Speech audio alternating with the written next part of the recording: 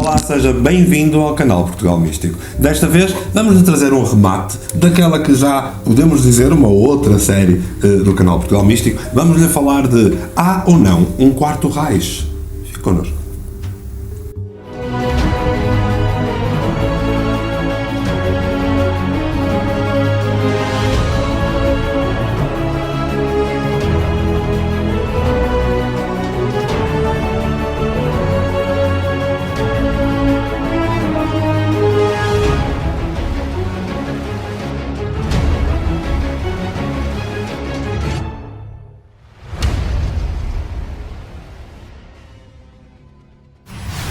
But the Nazis had another program, but this program was being run in Antarctica by German secret societies. And the secret societies like the Thule Society, the Black Sun Society, Vril Society, these were groups that Hitler never controlled. In fact, the Thule Society, and this is well documented, actually were responsible for the creation of the National Socialist German Workers' Party, the Nazi Party. That it was the Thule Society, the occultists, metaphysicians, the German aristocratic elite that basically put Hitler in that position of leading the German workers' parties because they believed they needed a charismatic nationalist orator to basically get German workers to not follow the communist ideology. And so Hitler was promoted by these German elite, these secret societies, and so when Hitler came to power, basically Hitler said, well, how can I thank you guys for everything you've done? We need resources, we need people to help us build a space program. Our goal is to develop flying saucers to be able to travel to the stars, and Hitler was very comfortable with that. And this began in earnest in 1938-1939 with the first German Nazi expedition to Antarctica, and German submarine fleets basically transported throughout the entire Second World War enormous amounts of equipment and resources, people to Antarctica to basically establish a secret space program in Antarctica that would be independent from Hitler's weaponization program in Germany. And basically these German secret societies had a different agenda to the Nazi party, and that's very important to understand why you could actually have two separate independent space programs that was associated with Nazi Germany.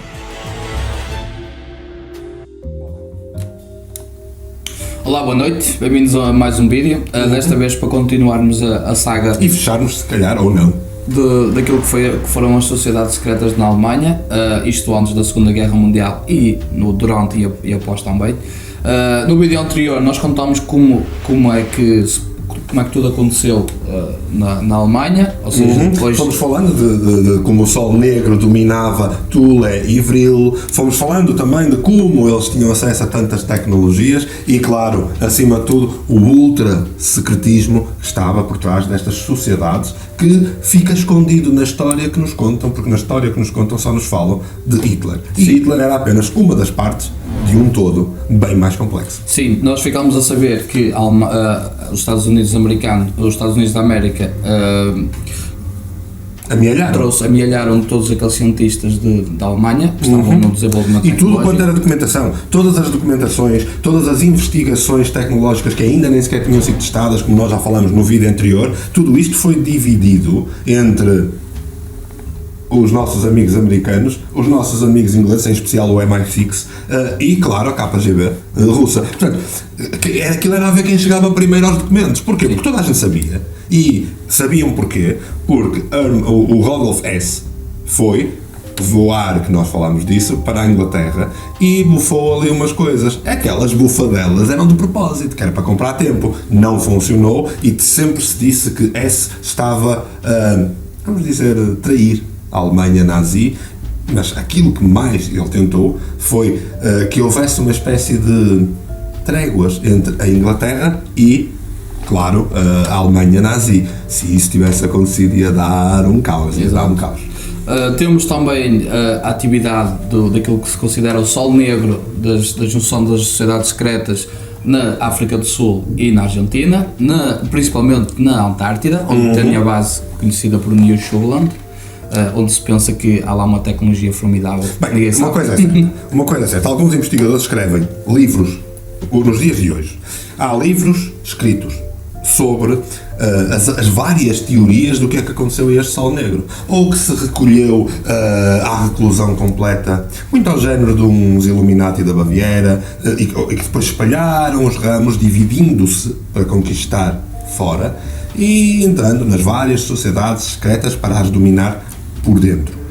Há também registros de que questões complexas que dizem que eles foram para Neuschwabenland, como estavas a dizer, e o Sol Negro continua a manter-se ativo até hoje no Antártico. Assim, nós isso não podemos falar como factos, mas há coisas que podemos falar que nos levam a tentar pelo menos entender porque nós no último vídeo, em especial quando falamos da Maria Orsic, nós falamos de todos os segredos que estão por trás e que nós não sabemos publicamente. Ora, não é segredo nenhum que a Alemanha nazi acreditava em ETs. Porque a Maria Orsic falava com eles. E mais, algumas das tecnologias, alegadamente, foram canalizadas de ETs. Ora, se assim é, não havia também os Foo Fighters, as esferas misteriosas, não havia uma série de coisas. Porque é que isso não se fala? Porque é que continuamos a esconder? E é aqui que toda esta série quer chegar. A ideia desta série é exatamente trazer porque é que o fenómeno extraterrestre, ou intraterrestre, ou multiplânico, ou aquilo que quiserem chamar, porque é que isso não é explorado como uma coisa lógica. Sim, eu consigo ver nesta lógica que baseando-me nas regras do capitalismo. Pois. Ou seja, sim, nós vamos tendo acesso a nova tecnologia, que já está de alguma forma desenvolvida e madura, mas enquanto houver lucros e rendimentos com a tecnologia existente, não vale a pena estarmos a lançar algo novo. Nós no vídeo anterior falámos do Tesla. Exatamente, nós no vídeo anterior falámos do Tesla. Lembras quando nós contamos que Tesla tinha tecnologias que nunca foram usadas até aos dias de hoje e que só hoje é que se fala delas, zero point energy, etc. E essas tecnologias que Tesla falava iam permitir que todas as pessoas tivessem acesso à eletricidade de forma gratuita em qualquer lado. Não pode. E o que é que aconteceu a Tesla?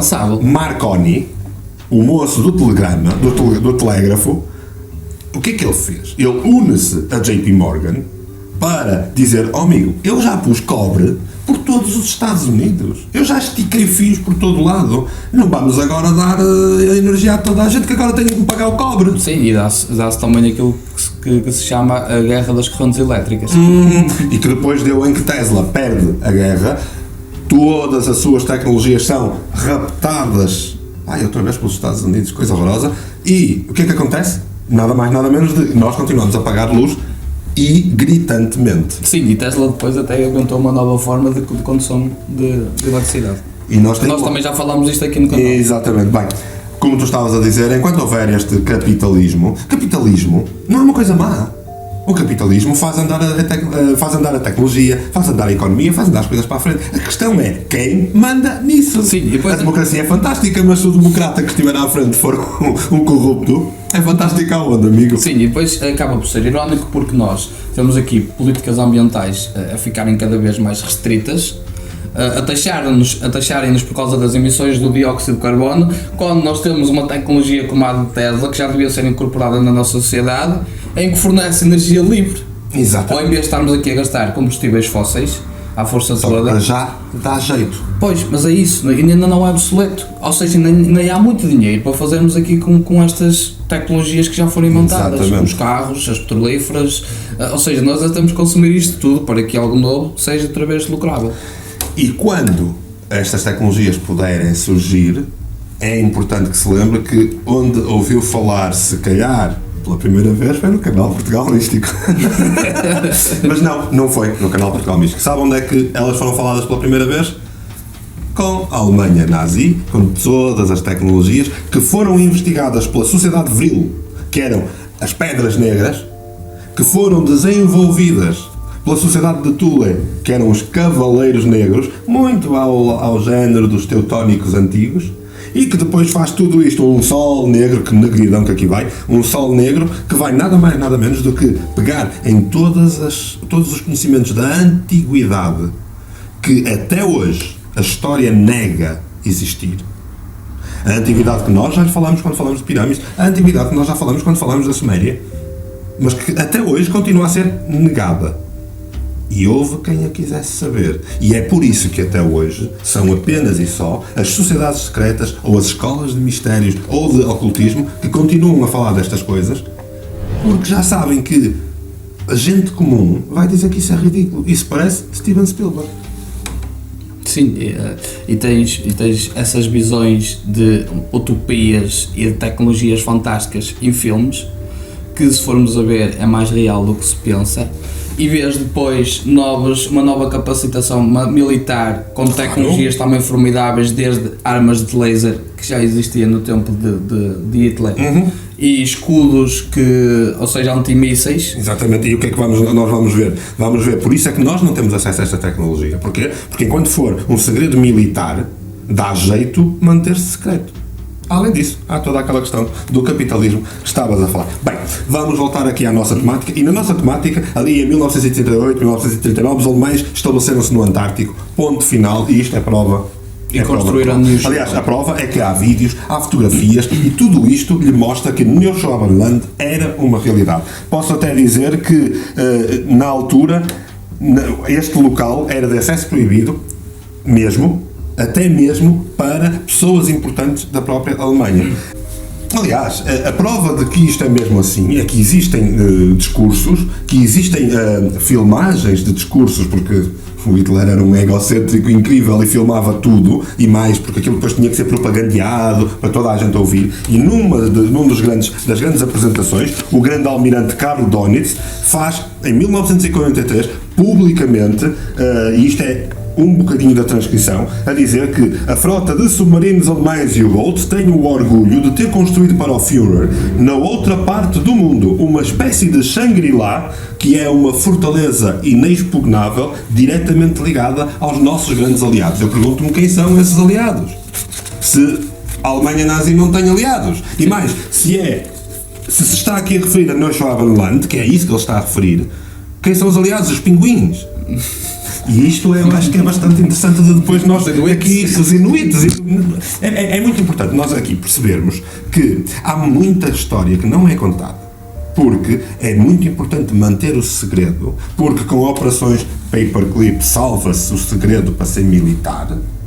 E da mesma maneira, nós estamos aqui a falar da Operação Paperclip dos Estados Unidos, mas essa conhece porque está no FBI, está nos voltos do FBI, toda a gente sabe, já não é segredo nenhum. Vai ao canal de História, estão sempre a falar disso. A questão é, de certeza que houve mesmo na Rússia, porque isto chega a esse ponto, não é? Isto chega a esse ponto. Mas da Rússia tu não tens os arquivos a saírem cá para fora. Exatamente. E uma KGB na altura soviética tinha tanta coisa também que tinham que manter, porque depois entramos numa guerra fria e uma corrida ao espaço. Corrida ao espaço.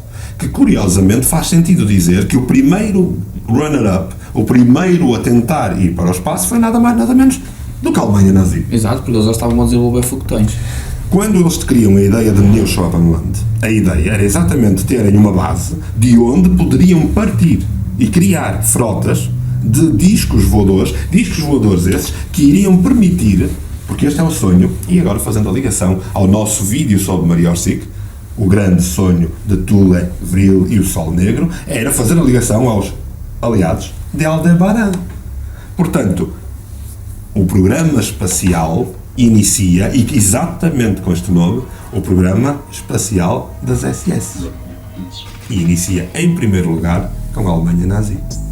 E onde é que era a base principal? Neuschwabenland. Fica na Antártida.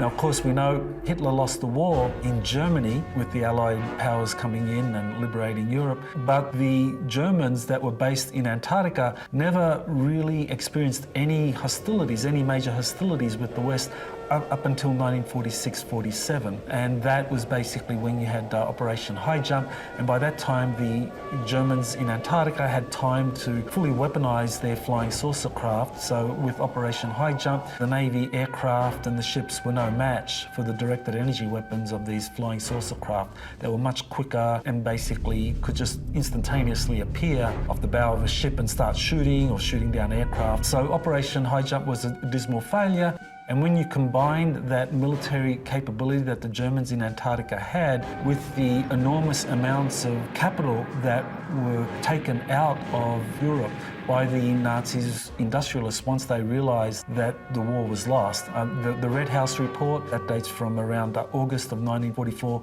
immediately after the Normandy invasion. Martin Bormann, the deputy Führer, basically told the major German corporations to take all their capital out because the war was lost, the Third Reich was at an end. With that capital that was being taken out of Germany, a Fourth Reich could be created. And so they had two major components of the Fourth Reich. One was the military power of the German space program out of Antarctica and the economic power of the huge amounts of capital and financial resources that were taken out of Germany just before the end of the Second World War.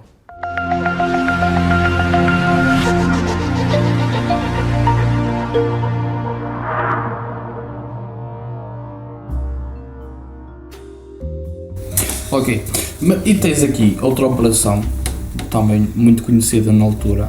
Vais falar do Almirante Byrd, Sim. a Operação High Jump, é isso? Exatamente, em que há uma expedição à Antártida. Já depois do final da Já guerra. depois de muito ter acontecido por lá e já de muitos projetos terem sido desenvolvidos na América.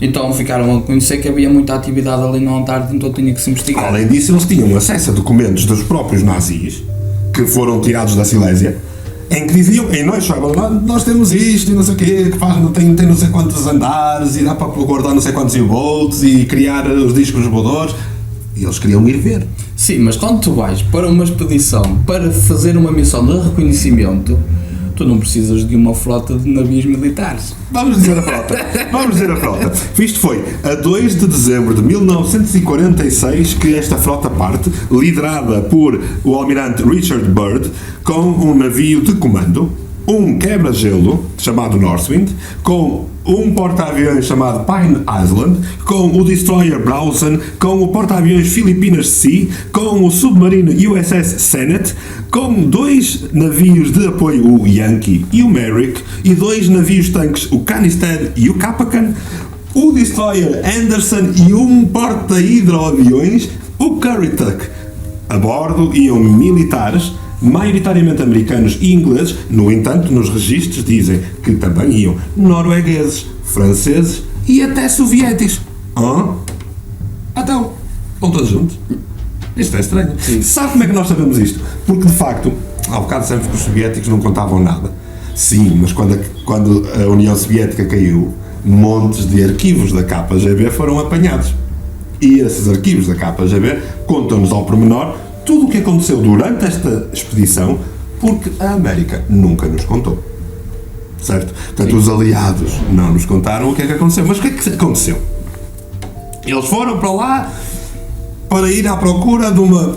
não deve haver nada. E chegam lá. E o que é que acontece? Só volta um par de barcos.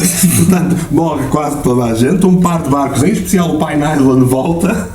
E até o Almirante Byrd dá uma entrevista. Há uma entrevista importantíssima a falar disso. E tens também os registros do diário do Almirante Byrd. Sim, mas isso só se descobre mais tarde com o filho que põe isso cá para fora. Mas ele, no exato momento quando voltam à imprensa chilena, ele diz: era imperativo para os Estados Unidos tomar medidas rápidas de defesa contra estas regiões hostis, por causa dos pinguins. Isso eu ia dizer. Além disso, o Byrd diz também: não queria assustar ninguém, não quero assustar ninguém, mas é uma amarga realidade que no caso de uma nova guerra, todo o território continental dos Estados Unidos pode ser atacado por objetos voadores que podem voar do Polo Norte ao Polo Sul em incríveis velocidades. Bolas! Em incríveis... Isso estava um jeitaço hoje em dia que era para não demorar 10 horas a fazer a viagem a ir não sei onde, não é?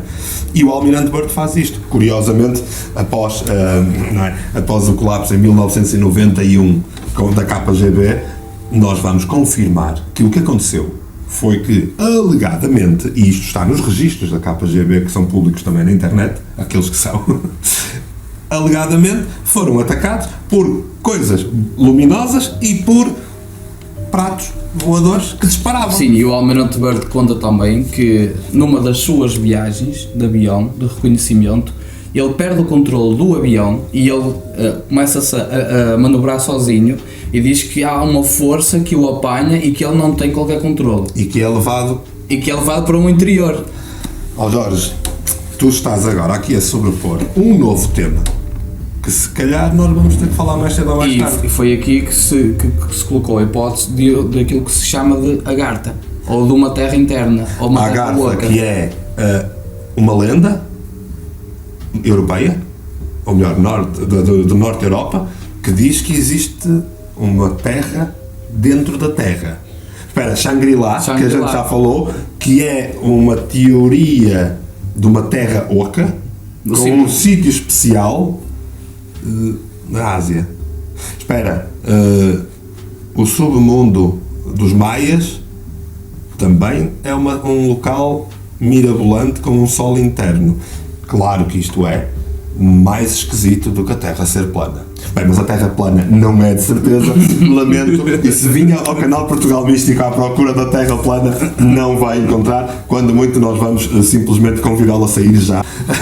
Agora, Terra oca, Jorge, também é um bocado chegarmos a um cúmulo incrível, não é? Sim, nós também nunca vamos saber, não somos o Marco Polo, Não somos... não temos um avião para fazer viagens de reconhecimento. Bem, a verdade é uma, de facto, o Byrd não voltou mais a falar sobre isto. O Almirante Byrd não voltou mais a falar sobre isto, mas como tu disseste muito bem, há um diário que fala de coisas estranhas e que, inevitavelmente, nós podemos abordar de uma forma ocultista, de uma forma esotérica e apenas pegando naquilo que se conhece e falar sobre uma suposta terra oca.